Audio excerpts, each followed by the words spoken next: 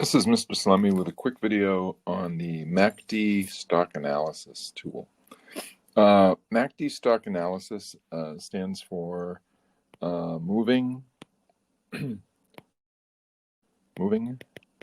average, converge, diverge. And we're going to see how this comes together to help our software choose stocks.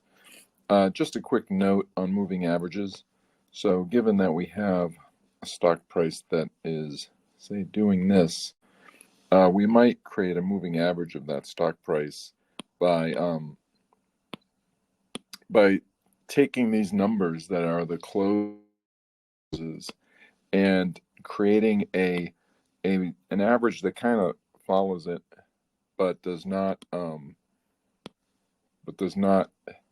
have all of the wiggles that these have. So it goes more slowly because we're averaging it. And MACD uses exponential moving average. So the latest number is more heavily weighted than an earlier number, but still we get a slower behavior. And with MACD, we take what's called a 12-day moving average, and then we go and we take a 26-day moving average, and the 26-day moving average looks similar to the 12-day, but it tends to move slower. And what we're interested in is these cases where the quicker moving average goes over the crosses the faster moving average. Now the moving average converge-diverge line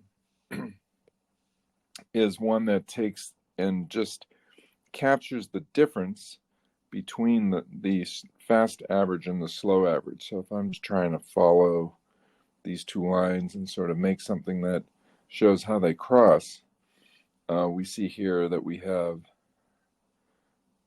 a line that looks something like that, centered around 0. And because this line is too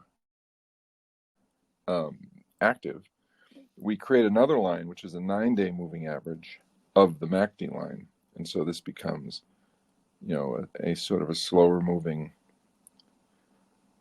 version of that line. And we're very interested in the distance between these. And we capture that using something called a histogram that shows the distance between the two lines. It goes negative for a bit here and back positive. And this histogram is what we look at when we're looking at stocks. So, for example, if we go and look at this IBM stock,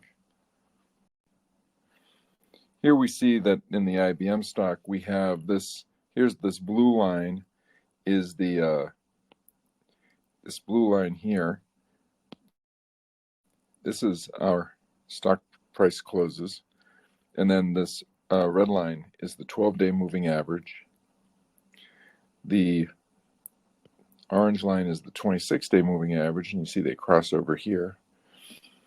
And then I don't show the MACD because that is largely pretty much a small line that would be centered around 0. And the signal of the MACD would also be a small line centered around 0. But the histogram, the difference between the MACD and its 9-day moving average, we capture as this histogram. And looking on the right side here, we see this histogram ranges from the numbers 2.5 down to -2. So it's not got a lot of range, but it does have a lot of activity. And the way my stock program works is when this histogram goes from negative to positive, like it does here, then we buy. And when the histogram goes from positive to negative, like it does here, we sell. And here it actually joggled a bit because there's another buy and a sell. Here, positive and negative, we bought, and then we sold. And it's not bad because we sold here. We missed this whole drop of IBM because this histogram never got positive again. So we didn't own any IBM stock at this time. So again, in summary, MACD has, you have the 12-day moving average,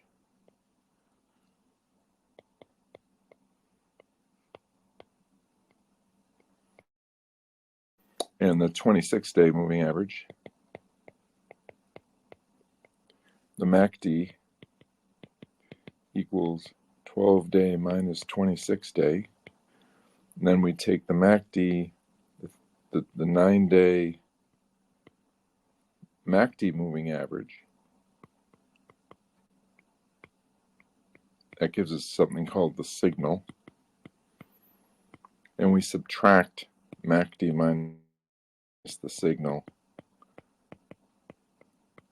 Gives us the histogram. And the histogram is where the action is. So that's a quick overview of MACD and what our stock trading program does.